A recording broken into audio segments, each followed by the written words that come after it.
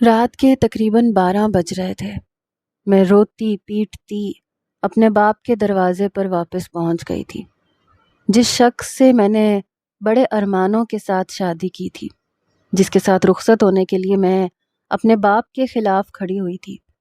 اس شخص نے شادی کی رات جو ظلم مجھ پہ ڈھایا تھا، میری کمر ٹوٹ کے رہ گئی تھی۔ کچھ ہی دیر بعد میرے باپ نے دروازہ کھولا، مجھے دیکھتے ہی سینے سے لگا لیا۔ میں پھوٹ پھوٹ کے رونے لگی، اپنے باپ سے معافی مانگنے لگی۔ ابا مجھے اندر لے کر آئے، کہنے لگے بیٹی جو کچھ بھی ہوا ہے شاید اسی میں خدا کی مرضی ہو۔ ابا کی بات سن کر میں چونک گئی۔ میں نے تو انہیں بتایا بھی نہیں تھا کہ میں دلہن بنی روتی پیٹتی واپس کیوں لوٹی ہوں۔ میں حیرت سے ابا کو دیکھنے لگی تو ایک دم ہی ابا کے چہرے کے تاثرات بدلے۔ پھر ابا کہنے لگے مجھے تمہارے سسرال سے فون آیا تھا کہ تمہارے شوہر نے جو کچھ تمہارے ساتھ کیا ہے وہ خود ان لوگوں نے مجھے بتا دیا تھا۔ ابا کی بات سن کے میں پھر سے رونے لگی۔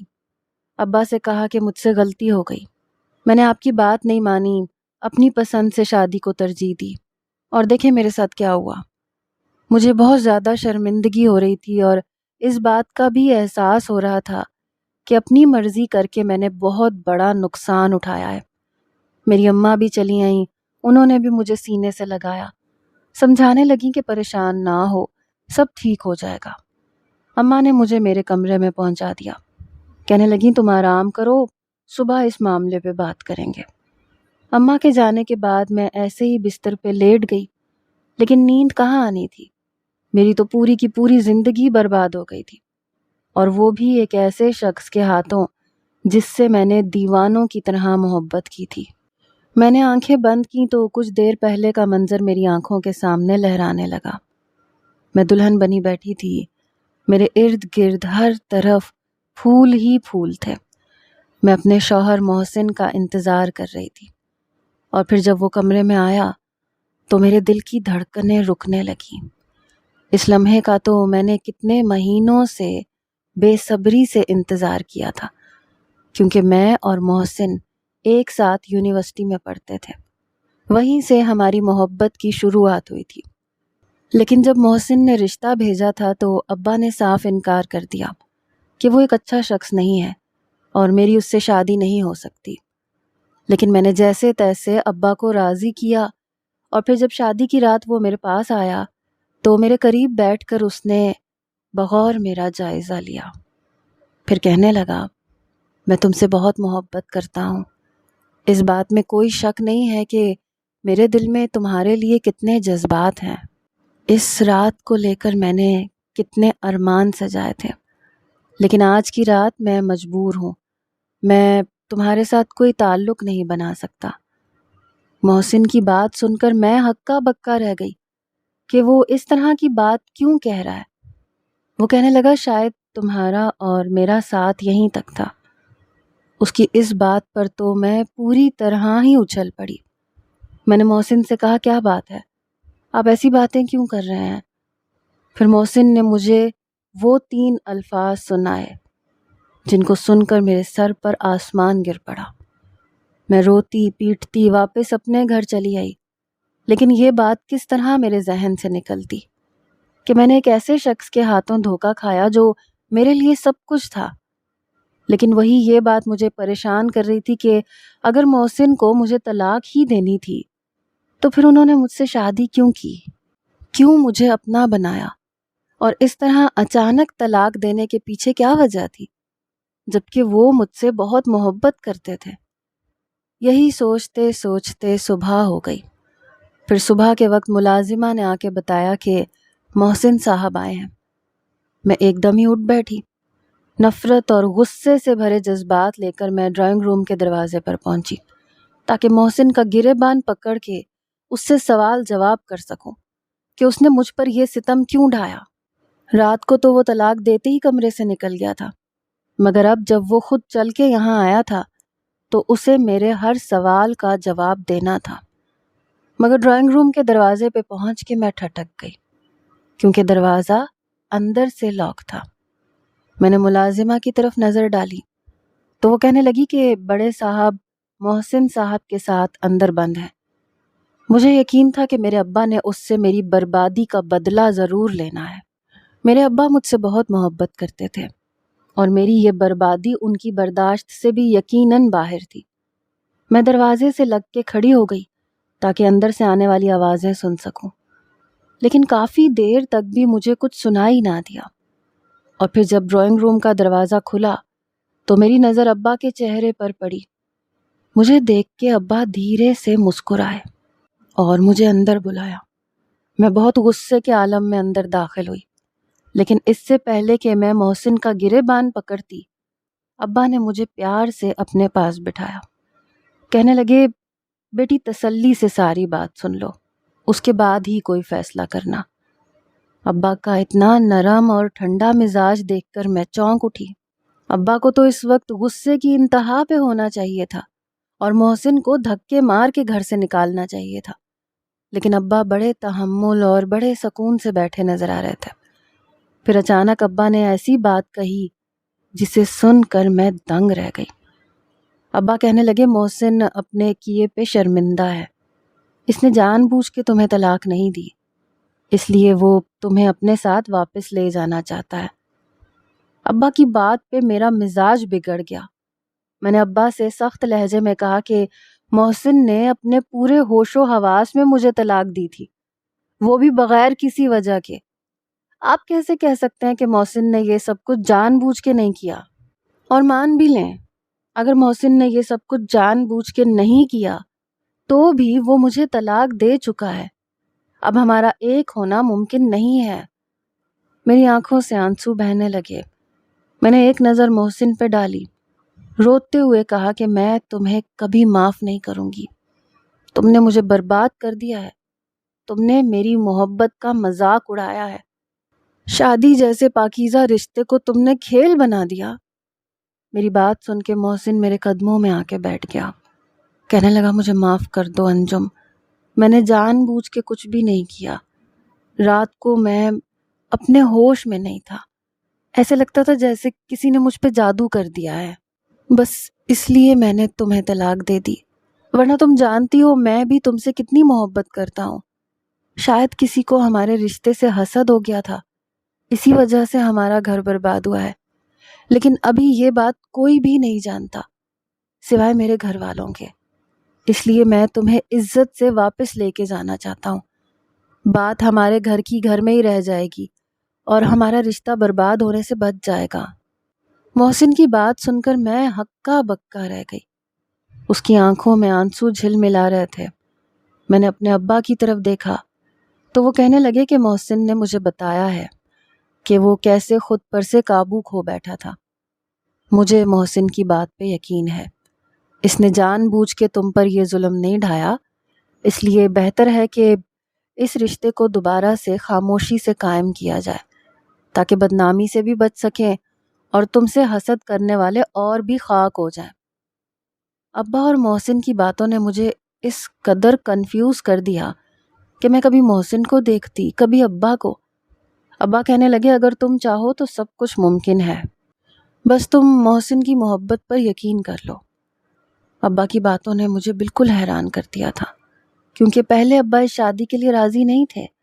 بار بار وہ مجھے سمجھاتے تھے کہ محسن میرے لیے ٹھیک نہیں ہے، اور اب ابا خود کہہ رہے تھے کہ محسن نے میرے ساتھ جان بوجھ کے یہ زیادتی نہیں کی، بلکہ وہ مجھے دوبارہ اس کے ساتھ بھیجنا چاہتے تھے۔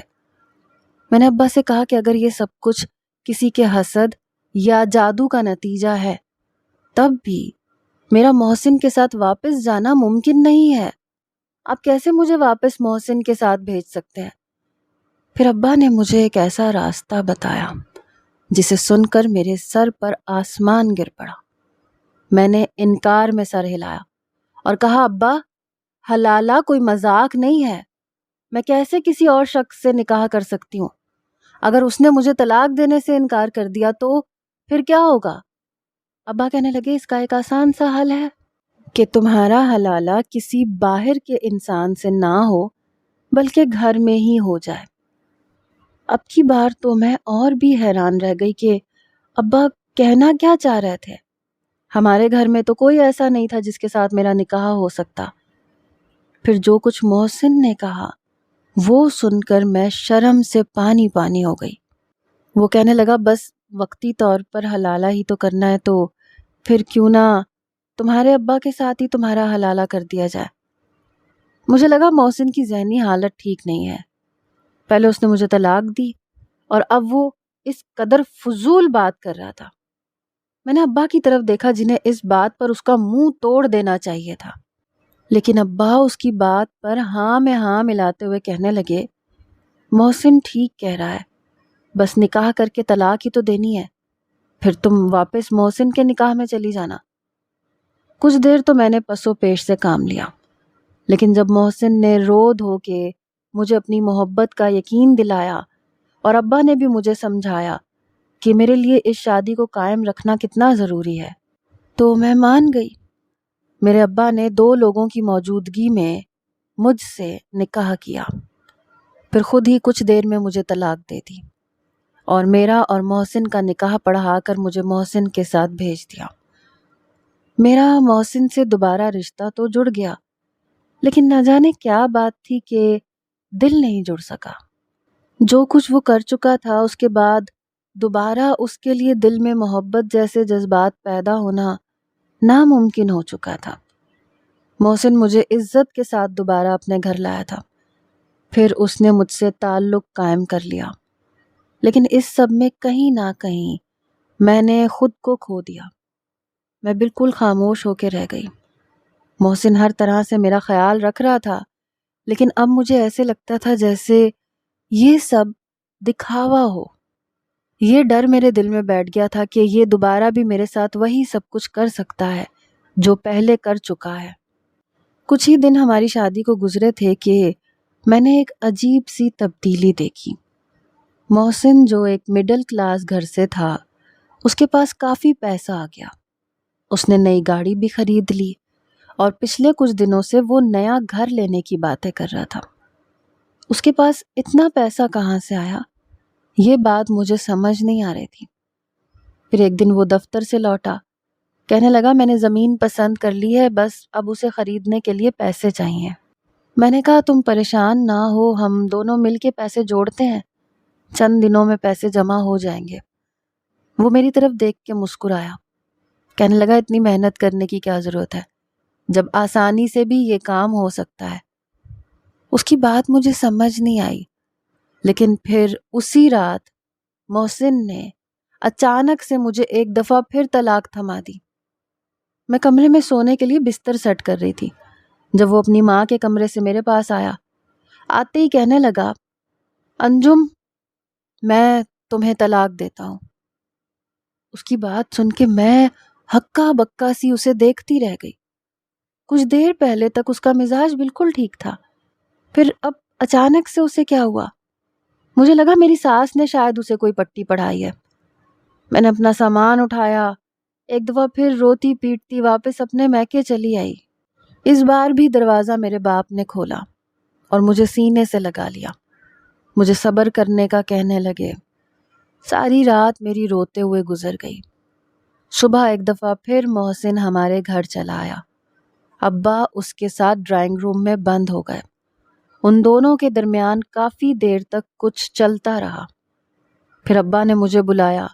ایک دفعہ پھر محسن نے مجھ سے معافی مانگی، کہنے لگا میں بہت غصے میں تھا، پریشان تھا، مجھے زمین کے لیے پیسے چاہیے تھے، بس میں انہی مسئلوں میں اتنا الجھا ہوا تھا کہ تم پر اپنی پریشانی کی وجہ سے یہ ظلم کر بیٹھا۔ میں نے جان بوجھ کے کچھ نہیں کیا، نہ جانے مجھ پہ ایسی کون سی چیز حاوی ہو جاتی ہے کہ میری زبان سے وہ الفاظ نکل جاتے ہیں جن کا میں تصور بھی نہیں کر سکتا۔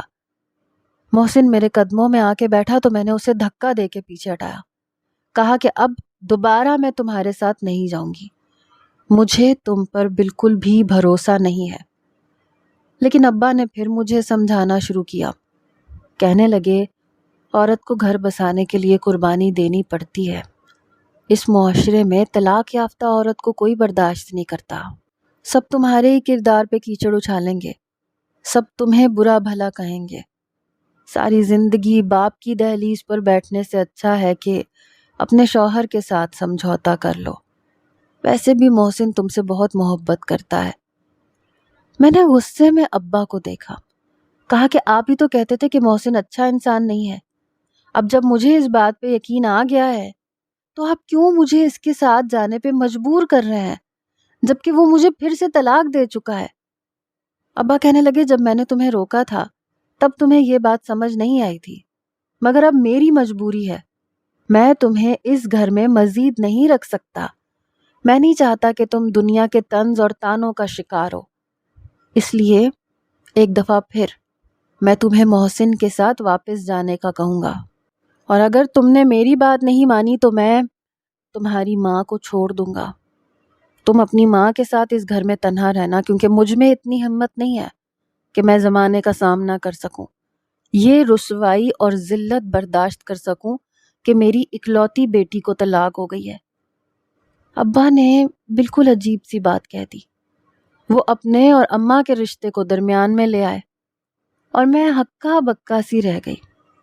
ابا نے مجھے اس قدر مجبور کیا کہ ایک دفعہ پھر میں محسن کے ساتھ رشتہ جوڑ کر اس کے گھر پہنچ گئی، لیکن اس کے لیے مجھے پھر اپنے باپ کے ساتھ حلالہ کرنا پڑا، اور یہ وہ بات تھی جس نے مجھے شرم سے زمین میں گڑنے پر مجبور کر دیا۔ مجھے لگتا تھا میں کبھی خود کو آئینے میں نہیں دیکھ سکوں گی، اپنی ماں سے نظر نہیں ملا سکوں گی، میں کیسے اپنی ہی ماں کے شوہر کے ساتھ حلالہ کر سکتی تھی؟ لیکن حیرت مجھے اس بات پہ تھی کہ ان سب باتوں پر میری ماں کو بھی کوئی اعتراض نہیں تھا، وہ بھی میرے باپ کا بھرپور ساتھ دے رہی تھی اور مجھے سمجھا رہی تھی کہ میرے لیے یہ رشتہ سنبھالنا کتنا ضروری ہے، جبکہ مجھے یہ لگتا تھا کہ اگر میں محسن سے الگ ہو جاؤں تو میری زندگی برباد نہیں ہوگی۔ میں ایک پڑھی لکھی قابل لڑکی تھی، خوبصورت تھی، مجھے تو کوئی بھی شخص مل سکتا تھا، پھر میرے باپ کو محسن میں ایسی کون سی خوبی نظر آ گئی کہ وہ زبردستی مجھے یہ رشتہ نبھانے پہ مجبور کر رہے تھے۔ میں اپنے آپ میں اس قدر الجھ گئی تھی کہ ارد گرد کا ہوش بھی نہیں تھا۔ میں ایک بار پھر محسن کے ساتھ اپنے مردہ رشتے کو جینے کی کوشش کر رہی تھی، اور محسن کی تو کوئی خوشی ہی الگ تھی، کیونکہ وہ زمین خرید چکا تھا اور اب اس پہ کنسٹرکشن شروع ہو گئی تھی۔ مجھے سمجھ نہیں آیا تھا کہ محسن کے پاس یہ پیسہ آیا کہاں سے؟ اگر وہ اس پیسے کے لیے اتنا پریشان تھا کہ اس نے دباؤ میں آ کے مجھے طلاق دے دی، تو پھر میرے واپس آتے ہی اس کے پاس اتنا پیسہ کیسے آ گیا؟ محسن کے بدلتے ہوئے حالات میرے سامنے تھے، لیکن ایسا کوئی ذریعہ میرے سامنے نہیں تھا۔ آج اس کی وجہ سے اس کے حالات بدل رہے تھے، یہ بات مجھے پریشان کر رہی تھی۔ کبھی کبھی مجھے لگتا تھا کہ میرا شوہر کوئی غیر قانونی یا ناجائز کام کر رہا ہے، کیونکہ حق حلال کی کمائی سے کوئی انسان اتنی جلدی ترقی کی سیڑھیاں نہیں چڑھتا جتنی جلدی میرے شوہر نے عروج حاصل کرنا شروع کر دیا تھا۔ میں ہر وقت پریشان سی رہتی، کبھی کبھی تو مجھے اس قدر رونا آتا کہ میں سارا دن گھر کے کسی کونے میں بیٹھ کے آنسو بہاتی رہتی، لیکن محسن کو میری حالت کی کوئی پرواہ نہیں تھی، وہ بس اپنی ترقی کو انجوائے کر رہا تھا، سارا وقت اپنے گھر کی کنسٹرکشن کو لے کر باتیں کرتا کہ ایسا گھر بناؤں گا، یہ رکھوں گا، وہ رکھوں گا، بہن کی شادی دھوم دھام سے کروں گا، اماں کو لے کے عمرے پہ جاؤں گا، وغیرہ وغیرہ۔ اس کی اپنی زندگی کے اپنے منصوبے تھے جن میں شاید میرا ہونا یا نہ ہونا برابر تھا۔ ایک دن میں گھر کے ماحول سے بہت زیادہ اکتا گئی، میں نے کچھ دیر کے لیے گھر سے نکلنا مناسب سمجھا۔ محسن اپنی نوکری پہ گیا ہوا تھا، میں خاموشی سے گھر سے نکل گئی اور بے مقصد یہاں وہاں گھومنے پھرنے لگی۔ ایسے ہی ایک شاپنگ مال میں داخل ہوتے ہوئے مجھے میری پھپھو نظر آ گئیں، جن سے میرا کبھی واسطہ ہی نہیں پڑا تھا۔ ایک دو دفعہ وہ ہمارے دروازے پہ آئی تھیں، لیکن نہ جانے ان کے اور ابا کے درمیان ایسی کیا بات ہوئی کہ ابا نے انہیں دروازے سے ہی بھگا دیا تھا۔ ابا کا کہنا تھا کہ وہ لوگ ہم سے حسد کرتے ہیں، اس لیے ابا انہیں ہمارے گھر سے دور رکھتے ہیں۔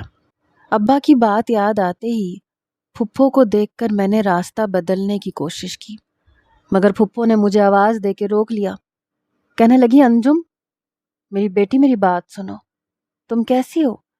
وہ ایک دم میرے گلے لگ گئیں۔ ان کی آنکھوں میں آنسو جھلملانے لگے۔ وہ میری خیر خیریت پوچھنے لگی۔ میں پھپھو سے مل کے اپنے جذبات پہ قابو نہ رکھ سکی اور پھوٹ پھوٹ کے رونے لگی۔ شاید مجھے کسی سہارے کی تلاش تھی، کوئی ایسا شخص جس سے میں اپنے دل کی پریشانی، اپنی حالت بیان کر سکتی، اور ایسے میں پھپھو کا ملنا اور میرے لیے جذباتی ہونا میرے دل کو کھول گیا۔ میں نے پھپھو کو نہ چاہتے ہوئے بھی ہر بات بتا دی، شروع سے آخر تک ساری بات، اور سب کچھ سن کر پھپھو کا منہ کھلے کا کھلا رہ گیا۔ کہنے لگی، میں اس ظالم انسان سے تمہیں بچانا چاہتی تھی، اسی لیے بار بار تمہارے دروازے پہ آتی تھی، لیکن وہ شخص ہمیشہ مجھے بھگا دیتا تھا۔ تمہارا باپ اس قابل ہی نہیں ہے کہ تمہیں اس کے ساتھ چھوڑا جاتا، لیکن تمہاری ماں نے زبردستی تمہیں ہم سے چھینا اور تمہاری زندگی برباد کر دی۔ پھپھو کی بات سن کے میں نے ناسمجھی سے ان کی طرف دیکھا تو وہ کہنے لگیں، تمہاری ماں نے تمہارے سگے باپ سے طلاق لے لی تھی اور وہ زور زبردستی سے تمہیں اپنے ساتھ لے گئی تھی، کیونکہ اس کا چکر تمہارے سوتیلے باپ کے ساتھ چل گیا تھا۔ تمہاری ماں کو تم میں کوئی دلچسپی نہیں تھی، تمہیں اس لیے اپنے ساتھ لے گئی تھی تاکہ وہ تمہارے ذریعے تمہارے سگے باپ کی جائیداد کو حاصل کر سکے۔ ہم نے بہت دفعہ کوشش کی کہ تمہیں واپس لے لیں تاکہ تمہاری اچھی تربیت ہو سکے، تمہاری زندگی میں کوئی غم نہ آئے، لیکن تمہاری ماں نے تمہیں ہمارے حوالے نہ کیا۔ تمہارا سگا باپ ساری زندگی تمہارے لیے ایڑیاں رگڑتا رہا، اور مرتے وقت بھی وہ تمہاری محبت میں اپنی ساری جائیداد تمہارے نام کر گیا۔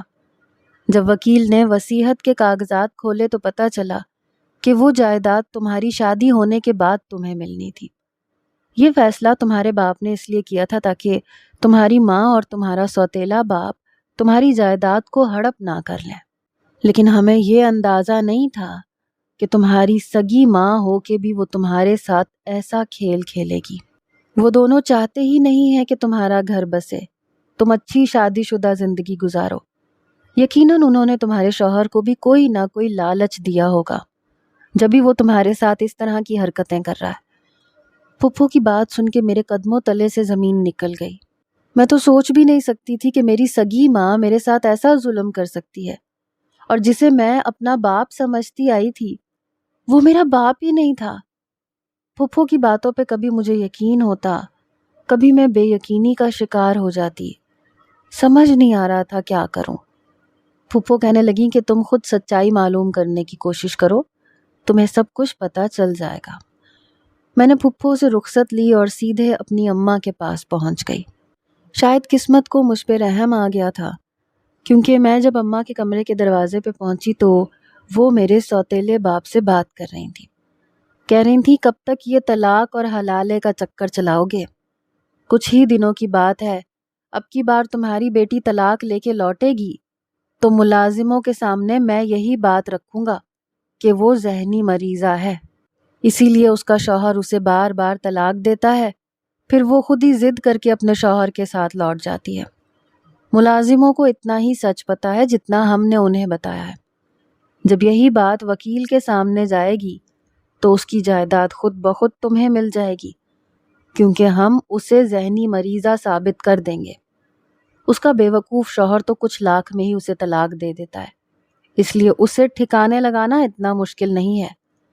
اب کی بار وہ لوٹے گی تو ہم اسے واپس نہیں بھیجیں گے، بلکہ اسے نفسیاتی مریض ثابت کر دیں گے، بلکہ شاید ثابت کرنے کی ضرورت ہی نہ پڑے۔ وہ اس طلاق اور حلالے کے چکر سے پہلے ہی ذہنی مریضہ ہو چکی ہے۔ اس کے بعد تم اسے کمرے میں بند کر دینا، پھر قانون کے مطابق اس کی جائیداد خود بخود تمہاری ہو جائے گی۔ اگر تمہارے شوہر نے یہ شرط نہ رکھی ہوتی کہ شادی کے 1 سال کے بعد جائیداد اسے ملے گی تو میں پہلی بار میں ہی آسانی سے یہ سب کچھ حاصل کر لیتا، لیکن تمہارے شوہر نے مرتے مرتے بھی ہمیں اس مشکل میں پھنسا دیا۔ اپنے باپ کی بات سن کر میرے قدموں تلے سے زمین نکل گئی۔ ان کی بات سچ تھی، واقعی اگر مجھے پھر سے طلاق ہوتی تو میں نفسیاتی مریضہ بن جاتی۔ میں خاموشی سے اپنے گھر سے واپس باہر نکل گئی۔ میری آنکھوں میں آنسو تھے، میں پڑھی لکھی اور سمجھدار تھی، لیکن اس کے باوجود میں اپنے ماں باپ کو نہیں سمجھ سکی، یا شاید یہ ایسا ایک اندھا اعتبار تھا کہ میں سب کچھ دیکھ کر بھی کچھ نہ دیکھ سکی۔ میں نے سیدھا پولیس اسٹیشن کی راہ لی اور اپنے شوہر اور اپنے ماں باپ کے خلاف رپورٹ درج کروا دی۔ میری پھپھو نے میرا ساتھ دیا اور پھر سب لوگ گرفتار ہو گئے۔ میری جائیداد مجھے مل گئی۔ محسن نے مجھ سے معافی مانگنے کی کوشش کی۔ وہ کہنے لگا کہ میرے باپ نے اسے لالچ دیا تھا کہ جب وہ مجھے طلاق دے گا تب میرا باپ اسے 25 لاکھ روپیہ دے گا، اس لیے وہ ان کی باتوں میں آ گیا تھا۔ لیکن اب میں اس کو معاف نہیں کر سکتی تھی۔ اس نے 25 لاکھ کے بدلے میری زندگی خراب کر دی۔ میں نے نئے سرے سے اپنی زندگی کی شروعات کی اور اپنے باپ کی جائیداد سے ایک چھوٹا سا کاروبار شروع کر لیا۔ اس حادثے نے رشتوں پر سے میرا اعتبار ختم کر دیا تھا۔ میں اب دوبارہ شادی کرنے کے بارے میں سوچ بھی نہیں سکتی۔ میں ساری زندگی تنہا رہنا چاہتی ہوں۔ آپ لوگ بتائیں، کیا میرا فیصلہ ٹھیک ہے؟